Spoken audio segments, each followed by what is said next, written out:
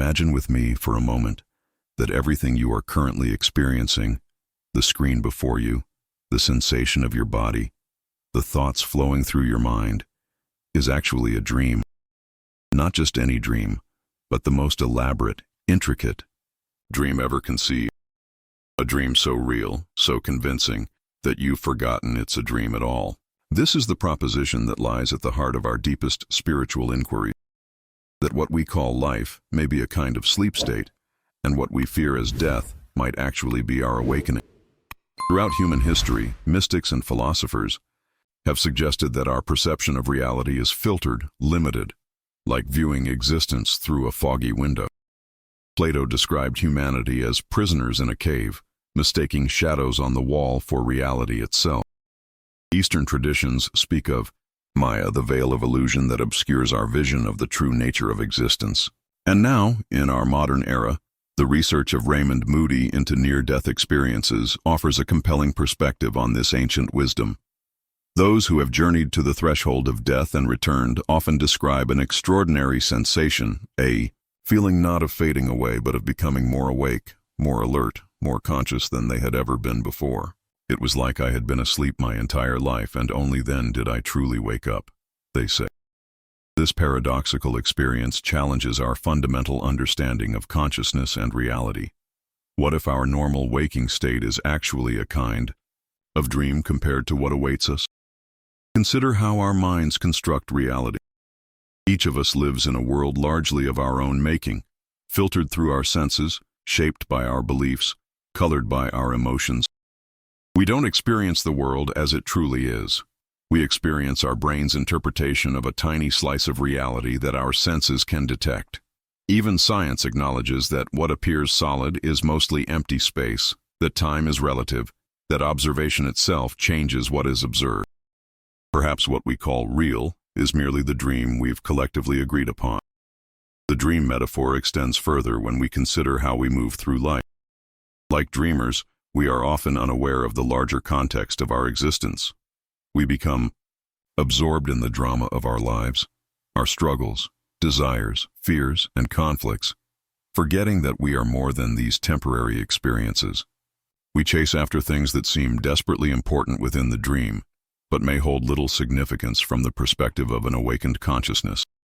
Have you ever had a dream so vivid that upon waking, you needed a moment to reorient yourself to reality?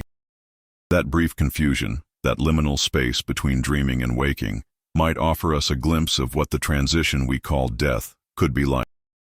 Not an end, but a reorientation. Not a loss, but an expansion of awareness. Not a fading into darkness, but an emergence into a clearer, more comprehensive light.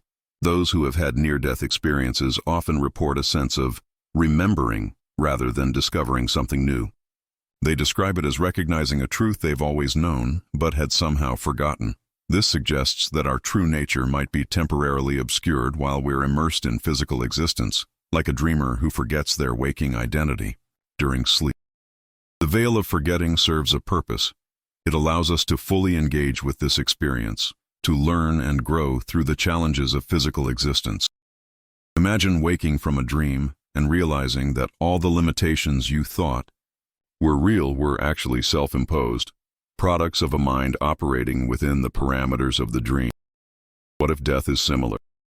What if the boundaries we accept as immutable, time, space, separation, finitude, are merely features of this dream state we call life?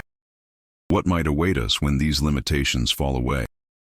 The question then becomes, if life is the dream and death is the awakening, how should we dream? With awareness, perhaps. With intention. With the recognition that even within the dream, we might glimpse moments of greater truth. Moments when the veil thins and we remember who we truly are beyond this temporary experience. We are dreaming, together now, you and I. In this shared dream, we're contemplating the nature of dreaming itself. And in doing so, perhaps we're creating small ripples of awakening, even before the final dawn. We live in a world of collective dreaming, where we've constructed shared illusions that we call reality. Think about how we navigate our daily lives. We move through routines, relationships, and responsibilities as if they constitute the entirety of existence. We create elaborate social structures, pursue material wealth, and build identities based on temporary roles. All the while, a deeper truth remains hidden beneath the surface of our awareness. We are in many ways sleepwalkers, conscious enough to function but not fully awake to the greater dimensions of our being. This shared dream has its own internal logic and rules. We agree upon what is real and what is imaginary. We establish boundaries between possible and impossible. We draw lines between life and death as if they are absolute states rather than transitions along a continuum of consciousness. These agreements serve a purpose. They create a stable framework within which we can have this human experience. But the testimonies of those who have glimpsed beyond this framework suggest there is much more to our existence than what appears within the dream. Consider how we experience time in dreams. In the dream state, time can expand, contract, or move non-linearly. A dream that seems to last hours may occur in just minutes of sleep. Similarly, those who have had near-death experiences often report a strange relationship with time, moments that stretch into eternity, lifetimes reviewed in an instant, or the sense of existing in a realm where time as we know it simply doesn't apply. What if our linear perception of time is merely another feature of this dream we call life? What if, upon awakening, we discover that past, present, and future exist simultaneously in a way our dreaming minds cannot currently comprehend? The dream metaphor helps explain why we feel so limited in our current state. In a dream, you might try to run but find your legs won't move, or attempt to fly only to be pulled back down by dream gravity. These limitations feel absolutely real within the dream. Similarly, in this life dream, we accept countless limitations as immutable facts: the impossibility of knowing another's thoughts, the inability to be in two places at once, the fixed direction of time, the separation between self and other. But what if these are merely the rules of the dream, not the rules of ultimate reality? Those who have experienced the boundaries of death often return with a profound shift in perspective. Material concerns that once seemed paramount suddenly appear trivial. Fear of death often vanishes, replaced by a serene acceptance. Compassion expands. These changes suggest a glimpse of a more awakened state, as if they momentarily remembered who they truly are beyond the dream character they've been playing. When they return to the dream, they bring fragments of that awakened awareness with them, changing how they move through the remainder of their dream life. Think of how dreams influence each other. A powerful dream can color your entire day.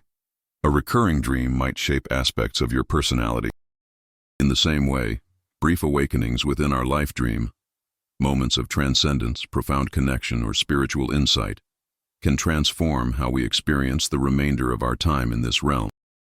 These glimpses beyond the veil remind us that we are more than the limited selves we typically identify with. We are not just characters in the dream, we are the dreamers. The dream analogy also helps explain why we forget our true nature while here. Just as a dreamer rarely remembers their waking identity during a dream, we temporarily forget our broader spiritual identity during this physical existence. This forgetting serves a purpose. It allows for complete immersion in this experience, for authentic growth and learning. If we remembered everything about our greater existence, we might not fully engage with the challenges and lessons of this lifetime. Perhaps the spiritual path, then, is about lucid dreaming, learning to be consciously aware within the dream, without prematurely awakening from it. It means recognizing the dreamlike quality of existence while still participating fully in its unfolding. It means holding the paradox that this experience is simultaneously meaningful and temporary, real and illusory. It means loving the dream characters around us while recognizing that their true nature, like ours, extends far beyond what we can currently perceive. What if we could bring more of that awakened consciousness into our current experience? What if we could live more lucidly within this dream? Those who have returned from near-death experiences often exhibit profound shifts in how they relate to life. They tend to become more present, more compassionate, less fearful, and less attached to material concerns. They prioritize love and connection over achievement and acquisition. They often develop a sense of purpose aligned with helping others. Awaken to greater realities. In essence, they bring qualities of the awakened state back into the dream. Throughout our lives, we occasionally experience moments that pull us out of the ordinary flow of existence, moments that feel like brief awakenings within the dream. These extraordinary instances can take many forms: profound spiritual experiences, deep meditative states, moments of intense connection with others, or even the psychedelic opening of consciousness through certain substances or practices. But perhaps the most dramatic and well-documented of these awakenings are near-death experiences. Consider what happens during these remarkable events. Those who have been clinically dead and then revived often report a series of consistent phenomena: a sensation of leaving the physical body, observing events from above, moving through a tunnel toward an extraordinary light, encountering deceased loved ones or spiritual beings, experiencing a life review, and feeling an overwhelming sense of peace, love, and acceptance. But beyond these common elements, there's something even more significant in their testimonies: a quality of heightened awareness, of expanded consciousness that makes ordinary reality seem dim by comparison. More real than real is how many describe this state. This is a crucial point. Rather than consciousness diminishing as the brain shuts down, experiencers report that consciousness expands, becoming clearer and more comprehensive than ever before. This directly challenges our materialist assumptions about consciousness being merely a product of brain activity. Instead, it suggests that perhaps our normal consciousness is a filtered, reduced version of a much greater awareness, as if our physical brains act not as producers of consciousness, but as receivers that limit and focus a more expansive consciousness to function within this physical realm. During these experiences, people often report a dissolution of boundaries between self and other, between past and future, between here and there. The separate ego self that we so carefully maintain throughout our lives suddenly reveals itself to be a useful fiction rather than an ultimate reality. This dissolution doesn't feel like a loss, but rather like an expansion, like waking from a dream of separation into a reality of unity and interconnection. The boundaries that seemed so solid and important within the dream suddenly reveal themselves to be arbitrary and permeable when viewed from a more awakened perspective. The sense of time shifts dramatically as well. Many report experiencing their entire life review, not sequentially, but simultaneously, as if all moments of their life were accessible at once from this expanded state of awareness. This suggests that linear time might be another feature of the dream state, rather than an absolute reality. From the awakened perspective, perhaps all moments exist together in an eternal now, and it's only our limited dream consciousness that experiences them one at a time in a seemingly fixed sequence.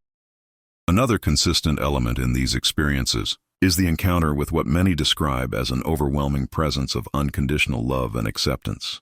This presence, variously interpreted as God, Source, the Light, or universal consciousness, seems to represent the ultimate awakened state, the true reality beyond all dreams. In its presence, experiencers often receive direct intuitive knowledge that transcends ordinary understanding. They describe knowing profound truths without words, grasping complex spiritual principles instantly and completely, as if remembering what they've always known rather than learning something new. When these individuals return to ordinary consciousness, when they are pulled back into the dream, they often struggle to articulate what they've experienced. Our language, developed to describe experiences within the dream, proves inadequate to convey the nature of the awakened state. Yet despite this limitation, they return fundamentally changed. They no longer fear death, having recognized it as an awakening rather than an end. They often develop heightened intuitive abilities, as if the boundaries between dreaming and waking consciousness have become more permeable. They typically place less importance on material success and greater value on love and compassion. These changes mirror what spiritual traditions have long described as the effects of spiritual awakening, a shift in values, priorities, and perceptions that comes from glimpsing reality beyond the veil of illusion. The near-death experiencer has become, in essence, a lucid dreamer within the collective dream, someone who remembers there is more to existence than what appears within the dream state, someone who carries that awareness back into the dream. to transform how they live the remainder of their dream life. And this is perhaps the most significant insight we can gain from understanding life as a dream and death as an awakening. We need not wait for physical death to begin awakening. Just as a dreamer can become lucid within a dream, recognizing the dreamlike nature of their experience without prematurely waking, we too can cultivate a more awakened presence within this lifetime. We can practice recognizing the dreamlike quality of our experience, its impermanence, its malleability, its sometimes arbitrary rules and limitations, while still engaging fully with the journey. What happens when we die? This question has haunted humanity since we first became conscious of our own mortality. We create elaborate myths, religions, and philosophical frameworks to address this fundamental mystery. But what if our entire perspective is inverted? What if death is not an ending, but a beginning? Not a descent into darkness, but an emergence into light? What if death is actually a kind of birth into a more expansive reality, and what we call life is a temporary dream state from which we eventually awaken? The research of Raymond Moody into near-death experiences suggests this possibility may be more than just poetic metaphor. Those who have crossed the threshold between life and death and returned describe a transition that mirrors awakening more than it does falling asleep.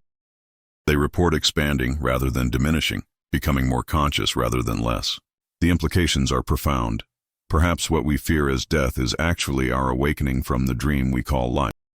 When we examine the reports of those who have experienced clinical death and been revived, we find consistent descriptions of a transition that shares many qualities with spiritual awakening.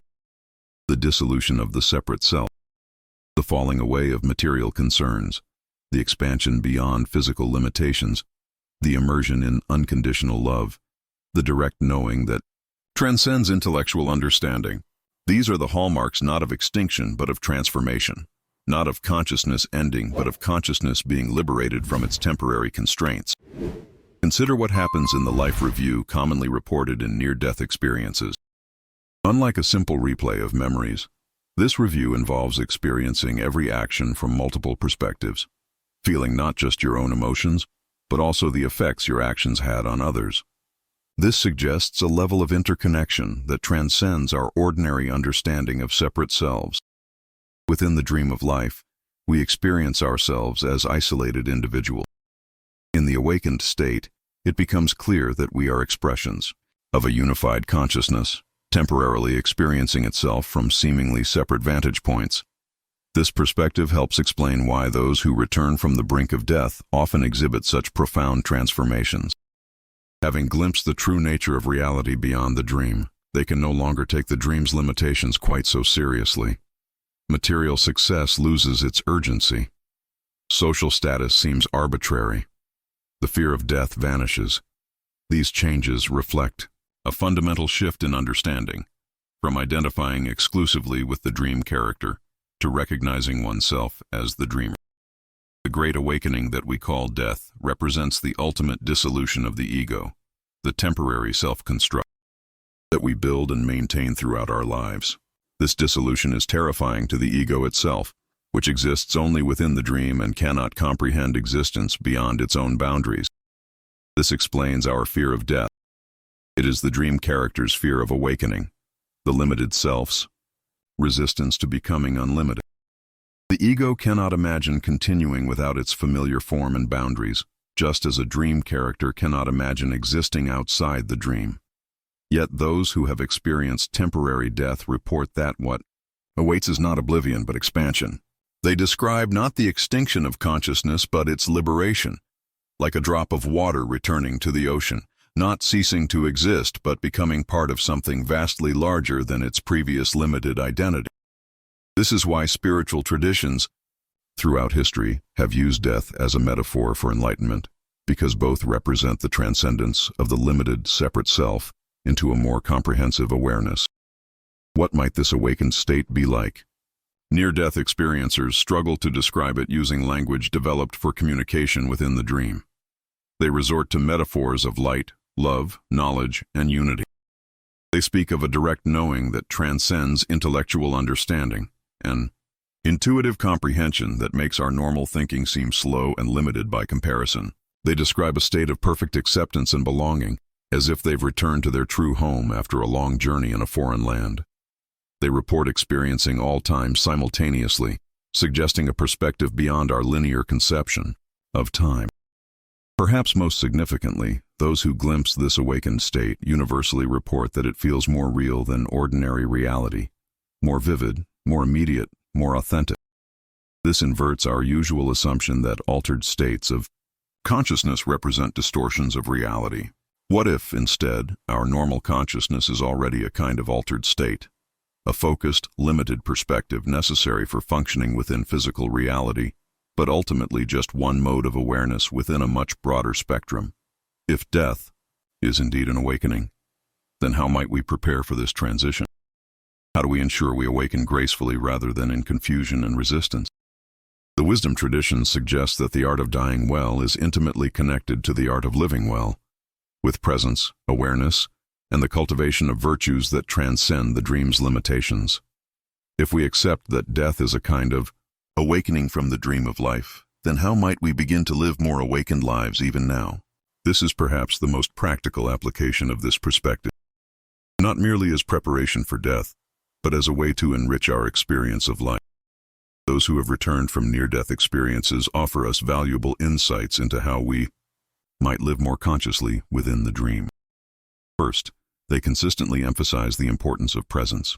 In the awakened state, there is only now, a vast eternal present in which all moments exist simultaneously. By practicing presence in our daily lives, fully inhabiting each moment, rather than constantly projecting ourselves into an imagined future or ruminating on the past, we align ourselves more closely with the awakened state. Meditation, mindfulness, and other contemplative practices help us cultivate this capacity for presence. Second, near-death experiencers often report a profound shift in values. Material accumulation, social status, and external achievements, things that seem vitally important within the dream, suddenly appear trivial when viewed from the awakened perspective. What remains significant are the qualities of consciousness we cultivate: love, compassion, wisdom, creativity. These are the aspects of our experience that seem to transcend the dream state that we carry with us into the awakened realm. Third, those who have glimpsed beyond the veil typically return with a heightened appreciation for interconnection. They recognize that the sense of separation we experience, of being isolated individuals in a world of separate objects, is perhaps the most powerful illusion of the dream state. From the awakened perspective, everything exists in relationship, in communion, in mutual dependence. By remembering this truth, by practicing seeing beyond the illusion of separation, we can live more harmoniously within the dream. Fourth, near-death experiencers almost universally return with diminished fear of death. Having experienced that the transition we call death involves an expansion rather than an extinction of consciousness, they no longer dread this inevitable transition. This liberation from the fear of death often creates a profound shift in how they approach life, with more courage, more authenticity, more willingness to take meaningful risks and make difficult changes. The dream becomes more fluid, more amenable to transformation, when we're no longer desperately trying to maintain it at all costs. Living with awareness of the dreamlike nature of reality doesn't mean withdrawing from life or treating our experiences as meaningless. Quite the contrary, it means engaging more fully, more authentically, with less resistance and more wonder. Just as a lucid dreamer can participate in the dream with greater creativity and freedom than a non-lucid dreamer, we too can live more dynamically when we recognize the constructed, malleable nature of much of what we call reality. Consider how dreams function. They take the raw material of our experiences, emotions, and thoughts, and weave them into narratives that reflect aspects of ourselves back to us. In this way, life too can be understood as a kind of mirror, an elaborate feedback system through which consciousness comes to know itself more fully. From this perspective, every experience, every relationship, every challenge becomes an opportunity for consciousness to expand, to recognize more of itself, to awaken to its own nature. The dream analogy also helps us understand why spiritual traditions emphasize the importance of love. In a dream, all characters are ultimately projections of the dreamer's consciousness. Similarly, in this collective dream we call life, all beings can be understood as expressions of a unified consciousness experiencing itself from countless perspectives. To love another, then, is to love another part of yourself. To recognize your own consciousness looking back at you through different eyes. This is not merely a poetic sentiment, but a practical recognition that can transform how we relate to others. Raymond Moody's research suggests that this recognition of unity is central to the near-death experience. Those who have crossed the threshold consistently report encountering a presence of unconditional love that recognizes no boundaries between self and other. This presence, variously interpreted as God, Source, universal consciousness, seems to represent the dreamer awakened to its own nature, embracing all dream characters as aspects of itself. In those moments of recognition, experiencers report feeling completely known, completely accepted, completely loved. Perhaps this is the ultimate awakening, not merely recognizing that we are dreamers rather than just dream characters, but recognizing that there is ultimately only one dreamer expressing itself through countless perspectives. This is the perennial wisdom at the heart of mystical traditions throughout history. Not merely that we are more than our limited selves, but that at the deepest level, we are all expressions of the same underlying consciousness. From this perspective, spiritual awakening, like the awakening we call death, involves remembering our true nature rather than becoming something we are not. It means recognizing what has always been true beneath the surface of our forgetfulness. It means reclaiming the awareness that has been temporarily filtered and focused to create this particular dream experience. It means reuniting with the wholeness that we never truly left. The great paradox is that we need not wait for death to begin awakening. We can practice dying before we die, letting go of limited identifications, releasing attachments to particular outcomes, surrendering the illusion of control. We can practice recognizing the dreamlike nature of our experience, its impermanence, its malleability, its sometimes arbitrary limitations. We can cultivate the qualities of consciousness that transcend the dream: love, awareness, presence, compassion. In doing so, we begin to live more awakened lives even now, within the dream.